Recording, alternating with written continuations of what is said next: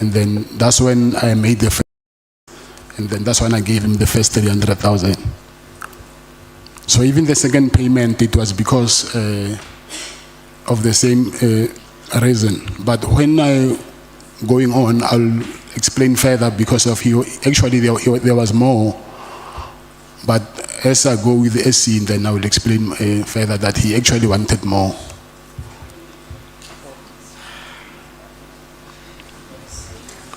Yeah, I wanted to warn you against running ahead of the witness. But if you insist on asking questions, I can't stop you. Yeah.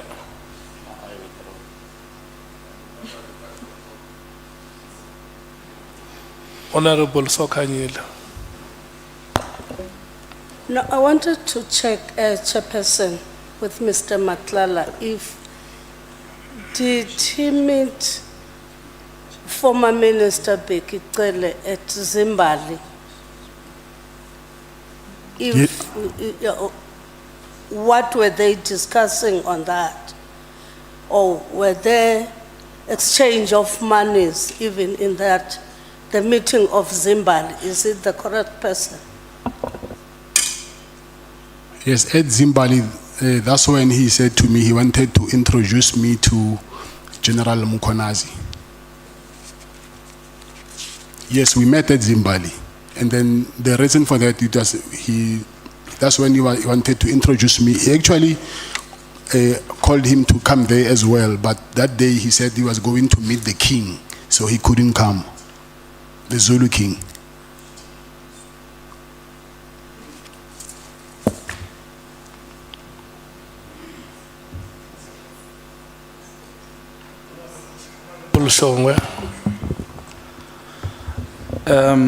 Babu Mkhwanazi, you nami ngithi Mkhwanazi nangu mama weDA ongifake kulento yilo mama weDA ongifake Babu Matlala, I need to ask something la.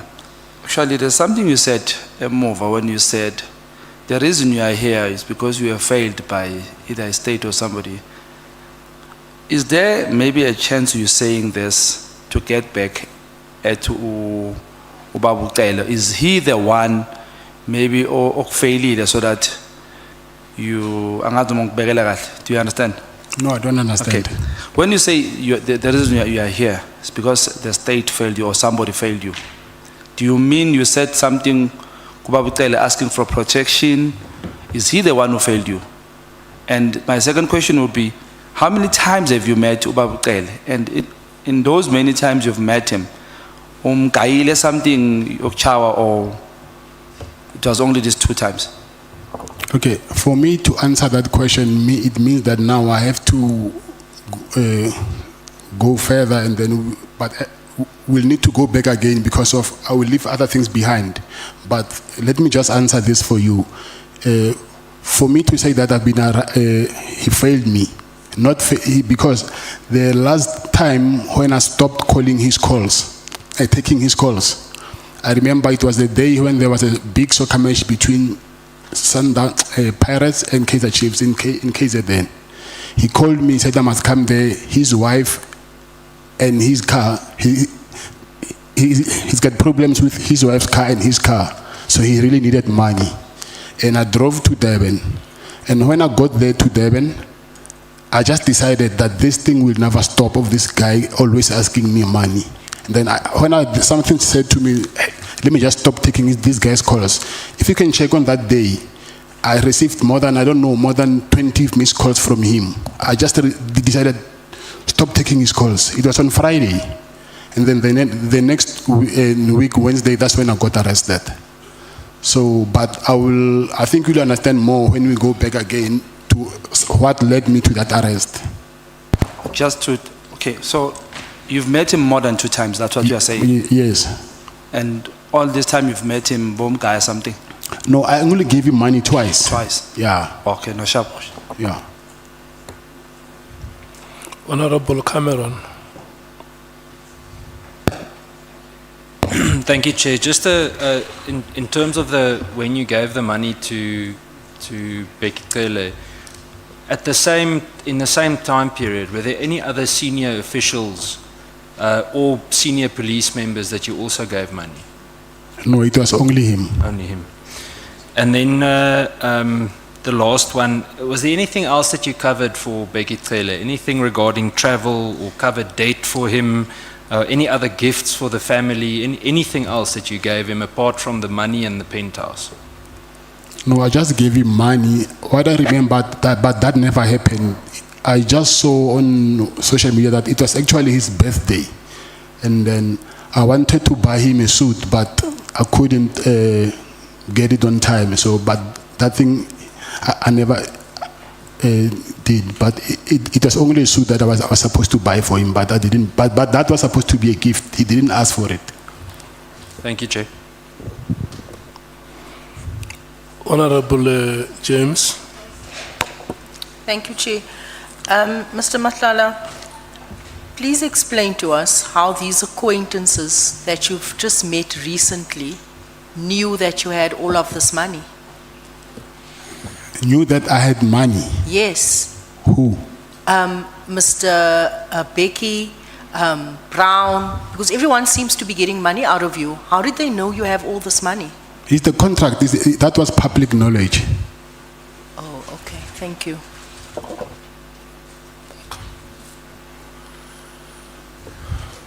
Can I check if there are members who still want to speak? I'm worried that we are running ahead of the witness.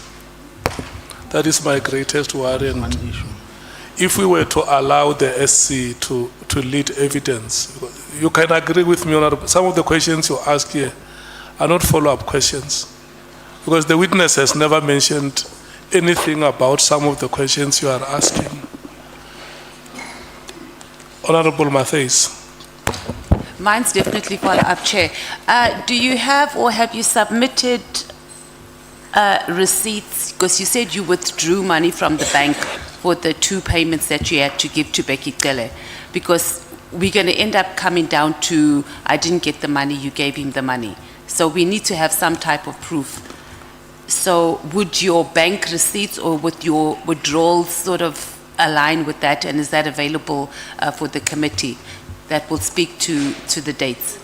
Yes, but I don't have access to my bank to my banking. Because we were busy on the issue of the apartment, and I'm scared that senior counsel that we don't miss that. Mr. Matlala was talking about the issue of being at the apartment with Bekele, and then we lost interruption, or we were interrupted. Thank you, Chair. I'm coming. Do you still remember where we were? So that I can refresh you. Yeah, I didn't think it's just that, under the guise of questions of clarifications, if we can stick to a structure, then we can get done sooner. These issues are all dealt with in the affidavit, and I was getting there. So Mr. Matlala, the issue of your relationship with again at paragraph 108 on page 25 of your statement. Page 25 of your Just statement. on a point of order, Chair. Honorable Malema. The senior counsel must be reminded that this is our committee. He can't address us the way he's doing. Where we feel we need to come in, we're going to come in. It's our committee. And that right must never be taken away from us. No, that right will not be taken away from yourselves, honorable members. What we are saying is that let's allow the witness to lead evidence, especially that he himself has said it here, that in the process of deposing his oral evidence, there may be some corrections that will be made to the statement that has already been sent out to members. And I think that will benefit members if we deal with it that way. Agreed? Let's proceed. Mr. Matlala, I referred you to page 25, paragraph 108 of your statement. Page what? Page No, 25, Paragraph? paragraph 108. 108. 108. Okay? Yes, I see it. Now, just before that, you had described how you met General Kele in Durban, and that he said, no, when you said, look, this chap Mkhwanazi was messaging you and in touch with you, he said, no, continue doing that. He's going to lead you to Mkhunu. And then he also mentioned that you are being caught up in what he described as Zulu wars, and I'm trying to summarize what you told us, that he definitely seemed to help because there was a phone call which you claim was to General Khumalo, and your firearms were returned. You went to the police station to collect them. Then subsequent to that, at paragraph 108, you said that Minister Kele requested accommodation in Pretoria. I offered my apartment to Minister Kele for use when he was in Pretoria. And then you said that in one of your messages, you had referred to Minister Kele as my business associate, quote unquote, when communicating with property management. I only said that to give some basis for the nature of the relationship, but Minister Kele was not actually my business associate.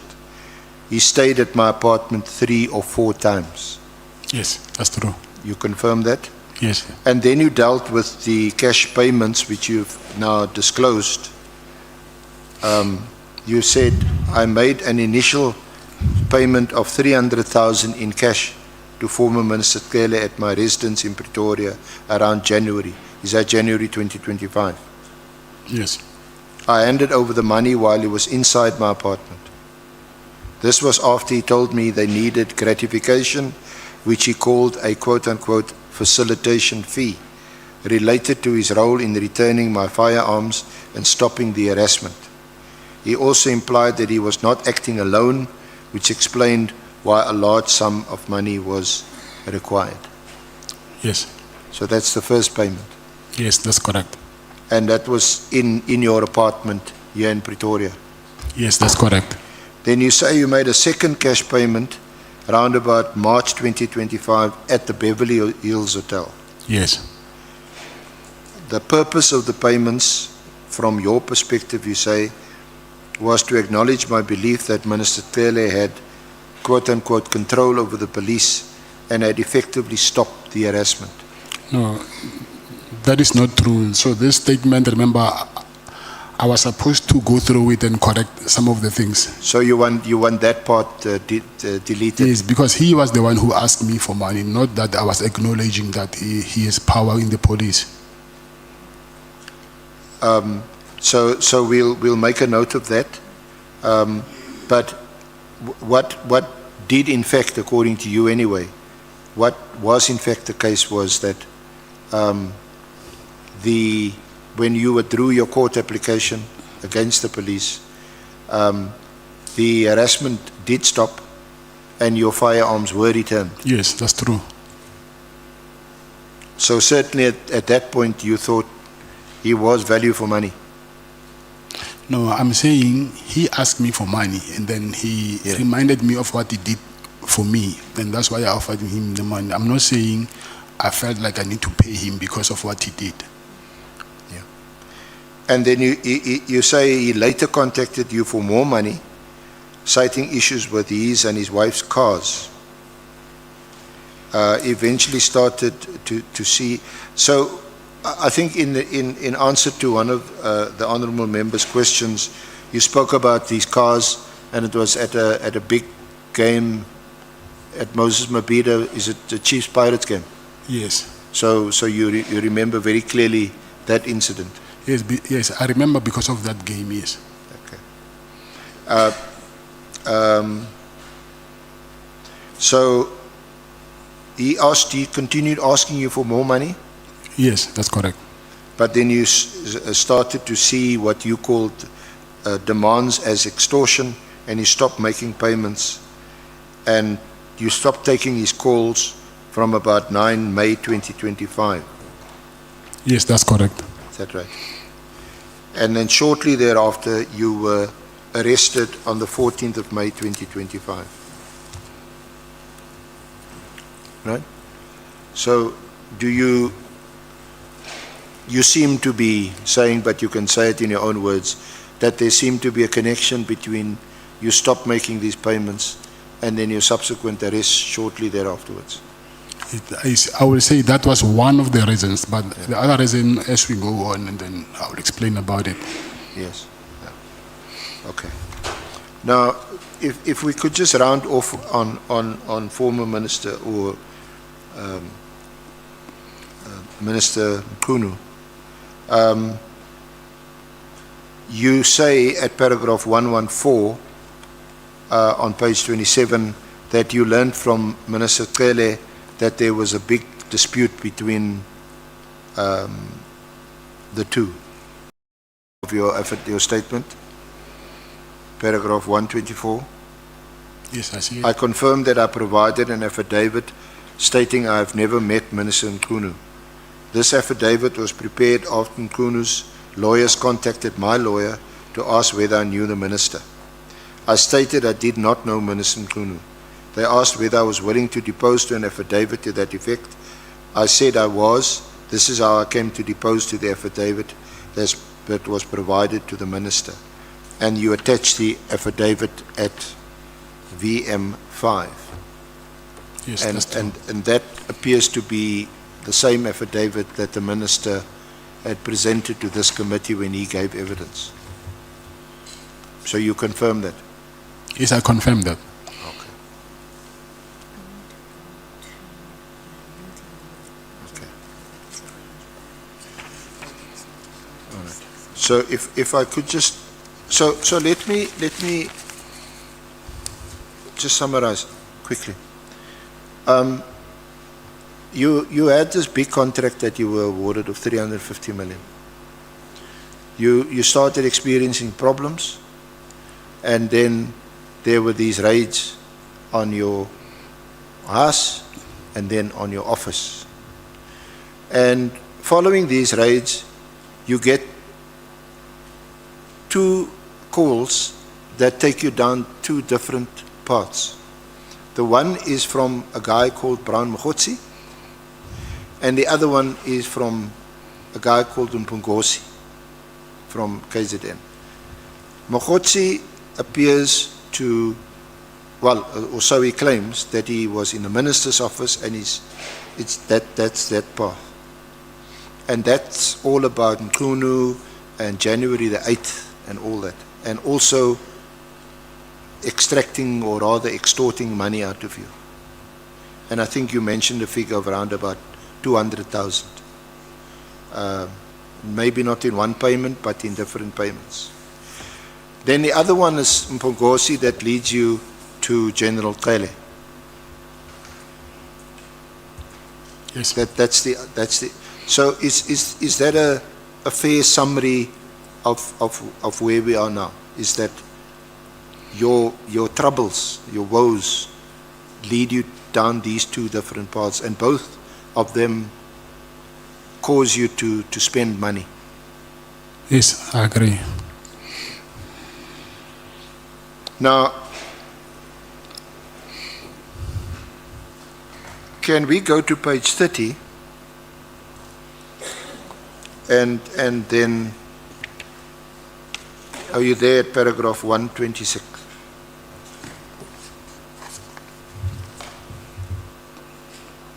Paragraph? Sorry, you said paragraph what? 126? It's page 30, paragraph 126. Yes, I'm here.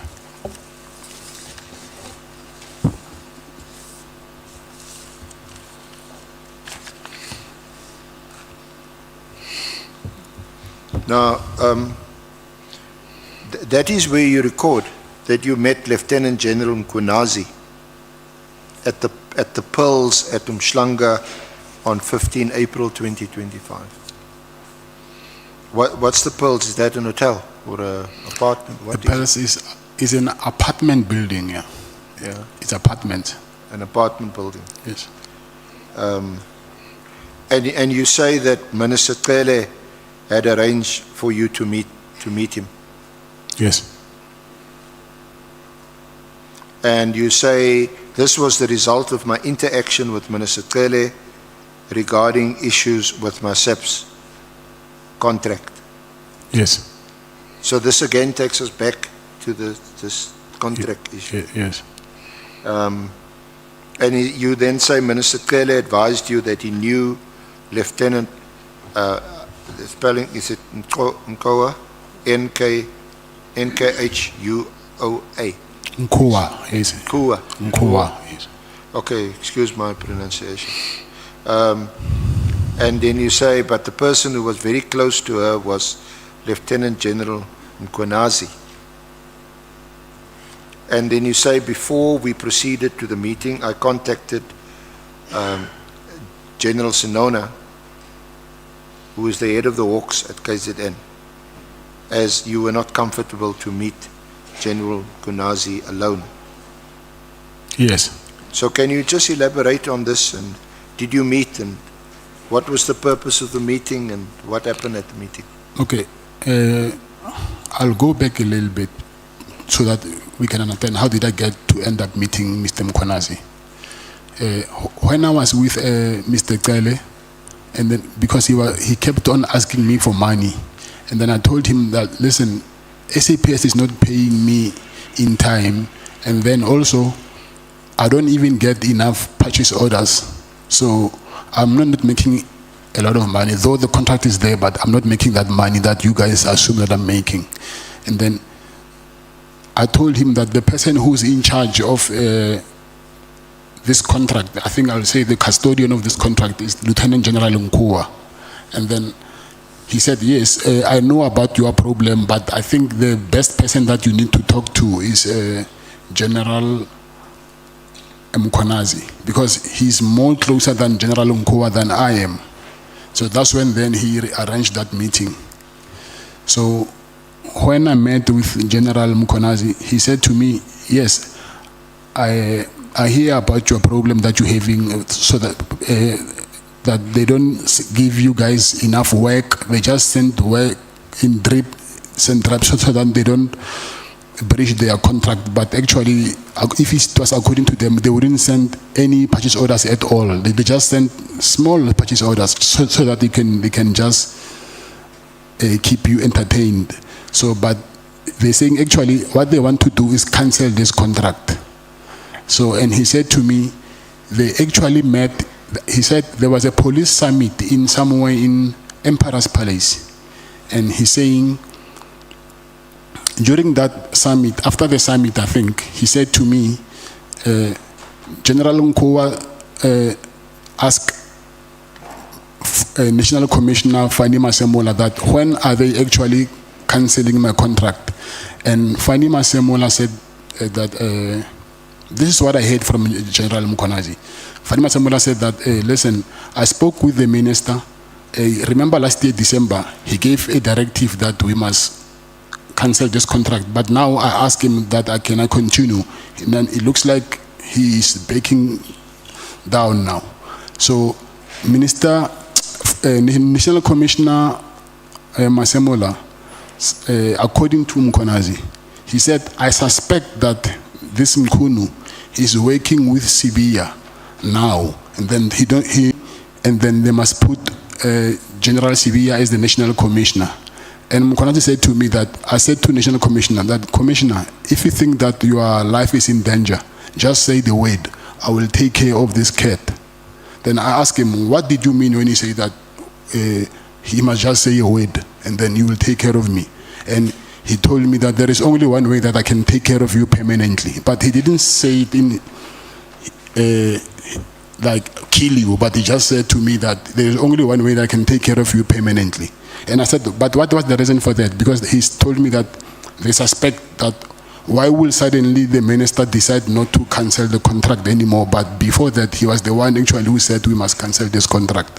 So he said to me, he told Fani Masemola that he will call the commander of special force and then they must give him a armored car from now on, because his life is in danger. And he was saying all these things to show me that General Nkua was pushing for this contract to be cancelled, And then he said to me further that she's doing this because she was working with the previous service provider, and then they were giving her a lot of money. That's why she could afford to buy properties and convert them into B&Bs. And he even gave me one address of her properties, which I wrote it down later. And then when I came back to Pretoria, I went there actually to check the property, and then I even took a street number and pictures of that property that he said is one of the properties that she owns, and there's no way that she can afford such properties with a salary from SAPS.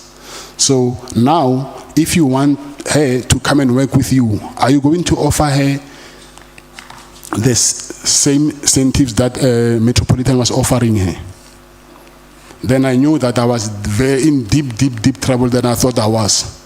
Because of now, he was saying, there is no way a woman like a general like her that she will just dump people who were offering so much money and come work with you. It's either when I tell her that she must come work with you, then you will continue doing what these people they were doing to her.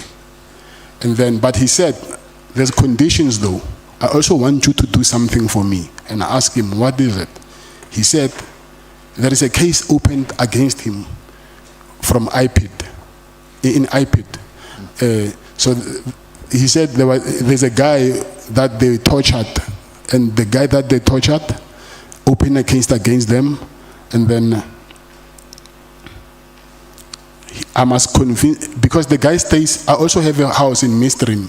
So he said, because you stay in Midstream, I'll tell you the name of the guy and check if you know the guy. And I said, tell me, and then Midstream is not that big. Maybe I might know the guy.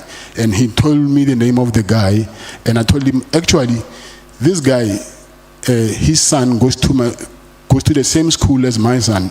So, but what I will do is, I will ask my wife to ask his wife if he can facilitate a meeting for me to meet the guy so that I can convince him. And he said, I must tell the guy that, listen, he must drop the charges against him, and also he must add that the people who actually compelled him to lay charges against him is Minister Mkhunu and General Sibia. However, I couldn't get the guy and convince him to do what he wanted to do.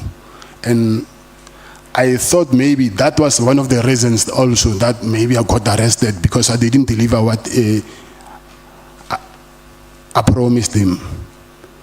So that was the purpose of my meeting with him there in the Pels.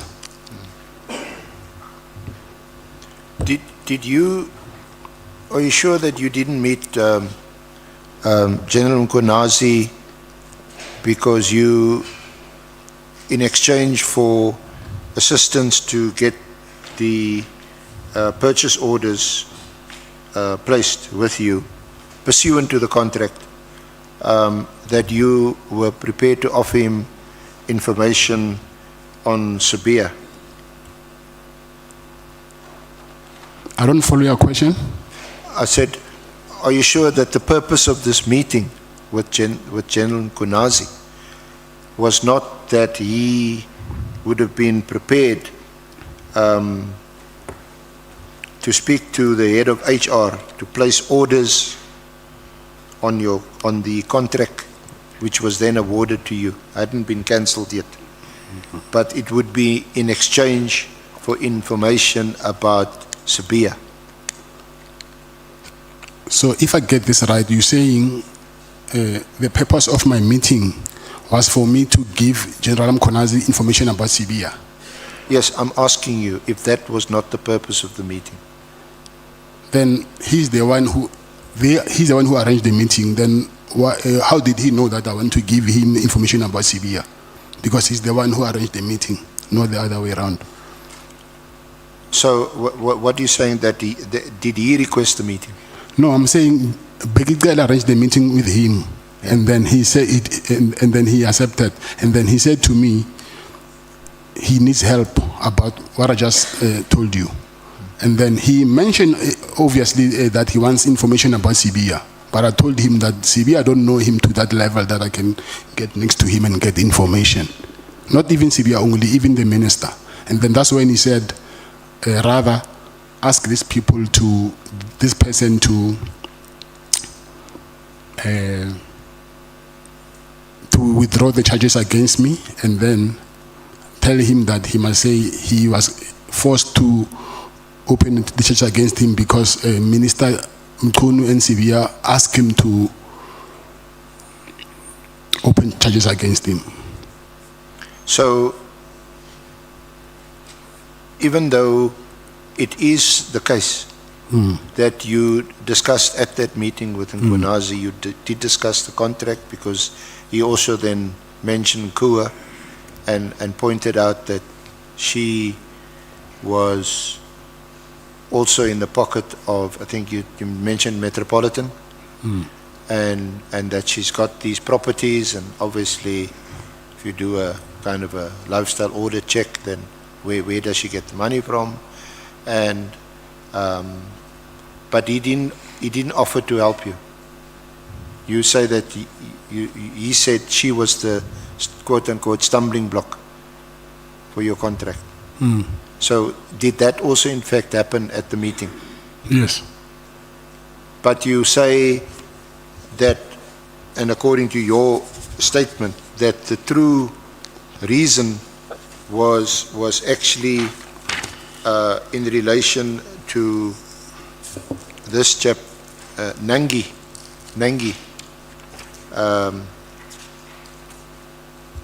to convince him to withdraw the charges because Nangi had been assaulted and all that. Yes. Was that the true purpose of the meeting, according to you? To drop the charges, Yeah. yes, and also about Nkoa to not stop my contract from to operate. Do you know, or did you know General Sonona, the head of the Hawks KZN? Yes, I know him very well. Very well. Yes, So for how long you know him? I'll say maybe 7 years, Sorry. or 6 or 7 years. –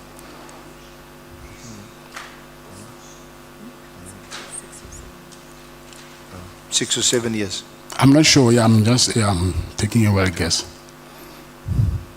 And what have you got some kind of a relationship that you know him for 6, 7 years? A relationship? Yeah. Yes, I do have a relationship with him. What's the nature of that relationship? He's like a big brother to me. And he actually married his last wife now that he married. She's my cousin, no, not a cousin, but we share the same surname. So I'm not related to her, but You're going to end up saying I'm your cousin. yeah, but you are.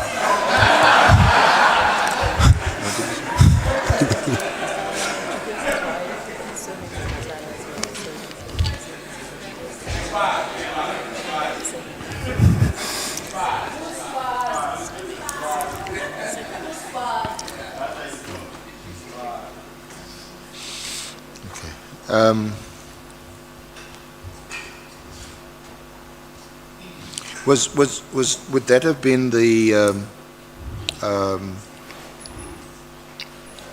and you say that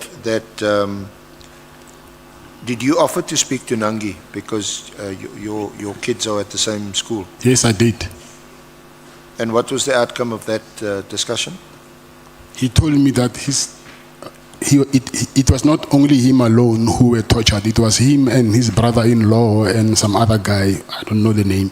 And he said, as a result, his brother couldn't speak anymore. He lost his voice. So he don't think that these people will ever agree to drop charges against General Mkhwanazi.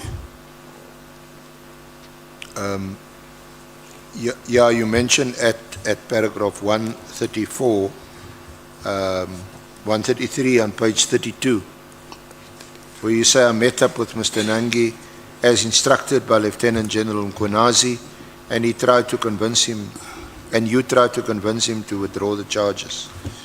Nangi advised that he was not alone in the matter and that his brother-in-law can't even speak as a result of the torture.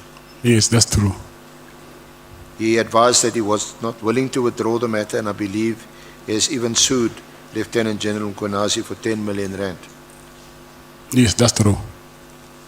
Is that just what you heard? You didn't see What? any papers, any summons? I checked after he said that it is, I think if you can check on Google also, you can see it. But I just saw it after when he told me. And then you say you did communicate Nangi's reluctance to Lieutenant General Mkhwanazi via General Sonona. Can you repeat that, please? You say in the draft statement, I communicated Nangi's reluctance to Lieutenant General Mkhwanazi via yes. General Sonona. Yes, yes. How did you do that? I called him. You called Sonona Yes, to tell yes, Mkhwanazi yes, that you've spoken to Nangi yes, and he's not prepared to withdraw. yes. And again, as a result of that, you say you suspect that this was one of the reasons why you were later arrested and charged. Yes, Then you go on to say that I was already under immense pressure from my contract issues and police harassment. I did start giving Brown Mkhwanazi money because Minister Tshwane advised me to keep on entertaining him. And this also added to my financial strain. However, you reached a point where you just decided, no, this thing will end anyway. I couldn't keep giving these people money. Then you say you eventually stopped taking calls and giving money to Minister Tshwane and others involved. This decision came on a Friday. The very next week, on a Wednesday, you were arrested and charged with the attempted murder of your ex-girlfriend. I believe my arrest was a direct consequence of my decision to stop cooperating with their demands for money and my refusal to continue what I saw as their extortionate schemes. yes, I agree. Do you want to add anything to that? What page are you on? Sorry? What page are you on now? That was on page 32, and I was reading you from paragraph 135, 136. Okay, it's fine. Do you want to, do you confirm that, or do you want to add anything Yes, further? I'll confirm, but I'll add later when I'm with my legal team. I'll confirm what is here, but I'm saying when I'm with them, and then we'll see what to add. Because some of the things, they just pop up when I start speaking about them.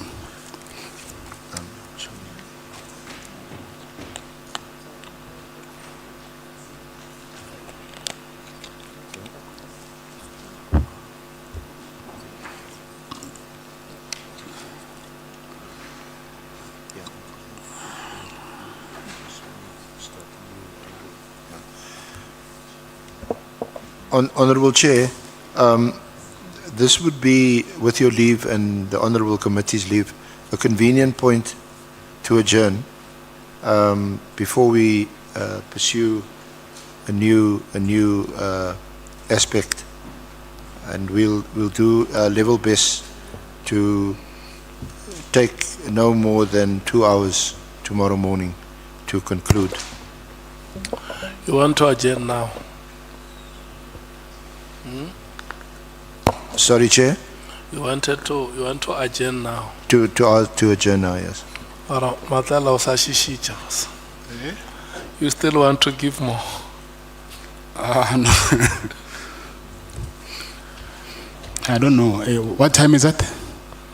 It's quarter to 5. to 5. Okay. Yeah, I think we can adjourn. And then tomorrow we start at 10. At 10. I don't know. I'll discuss. I don't know what time they'll be here. I need to talk to them first. I need to talk to my legal team first and ask what time will they be here tomorrow. Because Yeah. I would love that before we start then, at least I can get a brief from them. And Yeah, Actually- they requested 10 o'clock to us. to start at 10, okay, then it's okay. Meaning they'll be here much earlier, I assume. Yeah, Oh. yeah. Yeah, can I check, we are going to adjourn. Are the members who may want to ask anything, but we must do all this before 5. Honorable Nomvalo and Honorable Skosana. Yeah, thank you very much, Chair. No, Chair, I just want to check with the SC advocate, Arenze, if he has arranged with the lawyers of the witness in relation to the statement, the correct statement, because the witness before us has been making an indication that there are some errors that he needs to correct in the statement. 2, like we said earlier, we're not comfortable with cross-questioning a witness. Cross-questioning a witness based on a statement which he says has errors, because we turned away Kabinde here because he considered to the fact that the statement he had errors was dumpsacked. So we want to get confirmation so that Chair, and we want to persuade attorneys of the witness to quickly finish and send the statement at least tonight, so that when we prepare relying on a correct statement, not on this statement. So I don't know if he has made that arrangement, the senior counsel. If he has not, then we persuade him to do so. Yeah.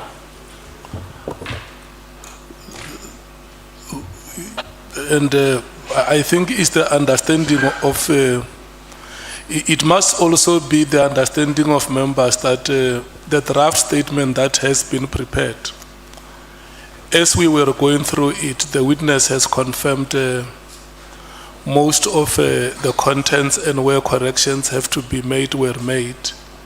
So now we are left with about less than 10 pages of the statement. So what you are suggesting, it should be easier for them to finish that part, because most part of the statement has been presented. Where the witness wanted to add more information, it was added. Where corrections have to be made, those corrections were made. And if there is any other thing that additional, it can still be said tomorrow in the earlier part of the morning. Honorable Skosan. Thank you, Chair. I just wanted to, through you, Chair, to ask the witness as well. Hence, the issue that some of the things are being corrected. Are you comfortable, Mkhwanazi, with the submission which your lawyers have drafted for you? Yes, I'm comfortable. So there's no ambiguity. I'm No, saying they didn't draft this for me. Yes. Remember, I said we had a consultation with the evidence leaders and with them as well. So this is the draft that we had received from the evidence leaders, but I got it from my attorneys. So some of the things here, like I said, needs to be corrected, but it's not like it's completely wrong. It's just small things which I think by today they will be corrected. Thank you so much if that's the case. Thank you. SC? Chair, I've just been in a WhatsApp exchange with Mr. Forbey, Mr. Matlala's attorney, and we will continue to engage throughout the evening to get the statement finalized. In fact, I was just conferring with Ms. Zigelala that the two errors, so-called, that were pointed out by Mr. Malala were actually inserted by them overnight. And obviously there could have been a miscommunication between him and Mr. Forbey, and one can understand that given his circumstances, and they must correct it overnight. And I've urged Mr. Forbey to get the statement finalized and to have it signed and commissioned before we start tomorrow at 10. Okay.